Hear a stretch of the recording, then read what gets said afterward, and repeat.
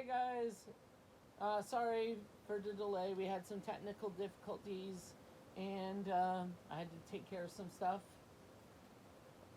Alright. When Bruce headed down to the basement level after lunch, one of the lights in the corridor was flickering in an unsettling rhythm. It cast a trembling glow against the walls, making the hall seem surreal, as if it might blink out of existence if he shut his eyes. A couple of the cells were empty, but several of the remaining inmates were napping. Already, he didn't. Already, he didn't recognize some of them. Inmates didn't stay down here for long.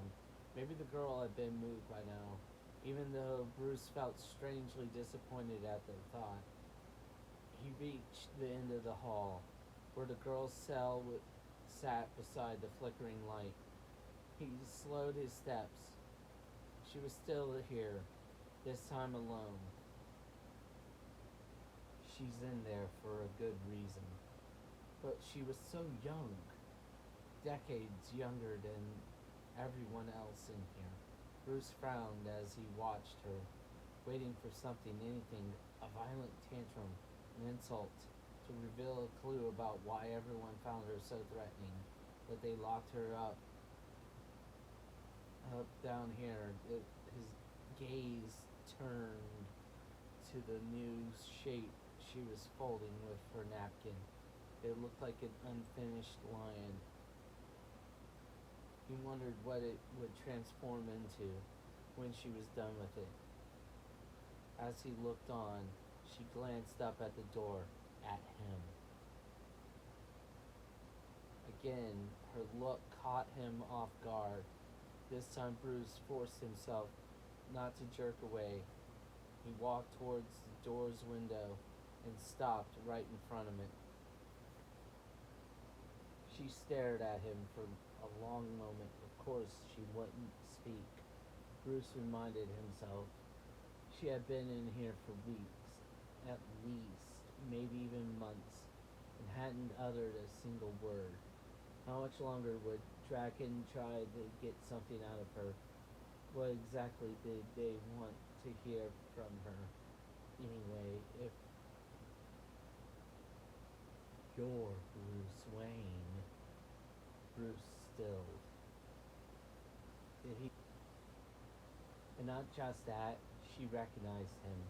The sound of her voice surprised him so much that for an instant he couldn't move. She was soft spoken, but her words rang clear as a bell, lovely, soothing even. Guilty? He replied. He wondered if she could hear him. There was another pause, but the girl never turned her stare away. Instead, she continued to look at him. Her calm, quiet manner, barely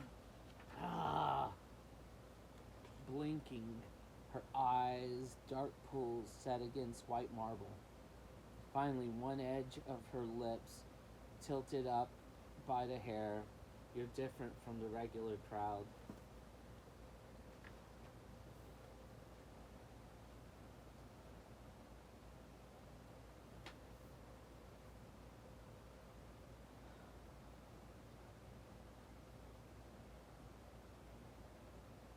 Different from the regular crowd. Keep her talking. Could say the same about you, he managed.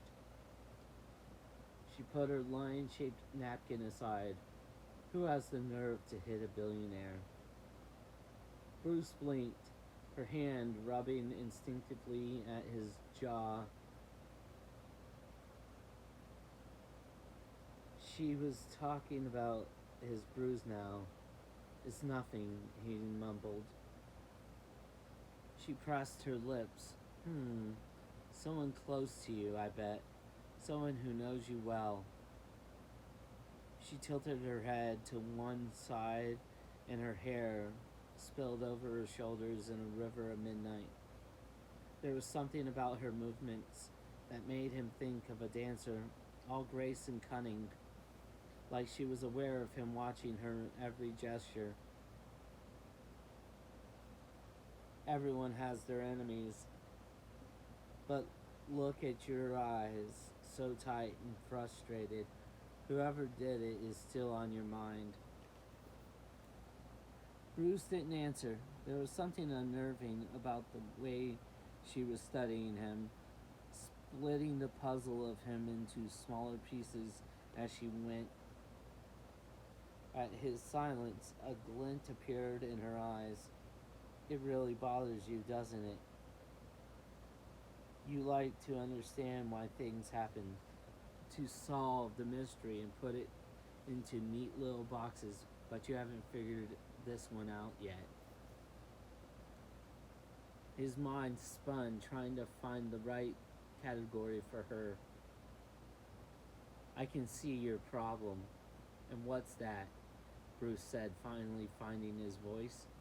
You hold back, poor bleeding heart, always wanting to give a second chance. She was analyzing him with a look that burned him to his core.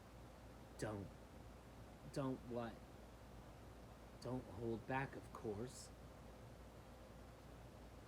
Bruce frowned, mesmerized by her strange words. Don't hold back.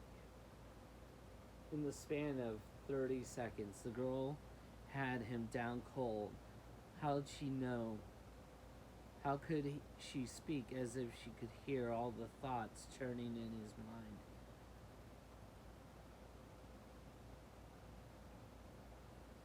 Who are you? He asked. I'm Madeline. Madeline.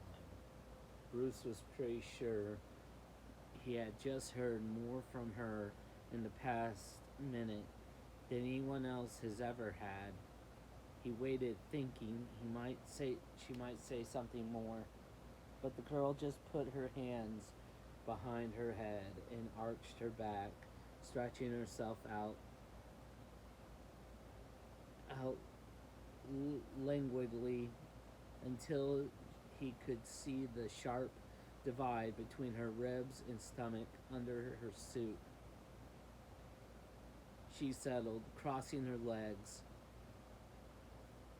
Why are you in here? He called out, hoping she would respond. But she stayed quiet. Whatever had possessed her to speak to him, however little, had clearly disappeared. There and gone so quickly he thought perhaps he had imagined it. He lingered for a bit, just in case, but when she stayed silent, he turned away and left her alone, the ghost of her voice still lingering in his thoughts, bringing with it more questions than answers.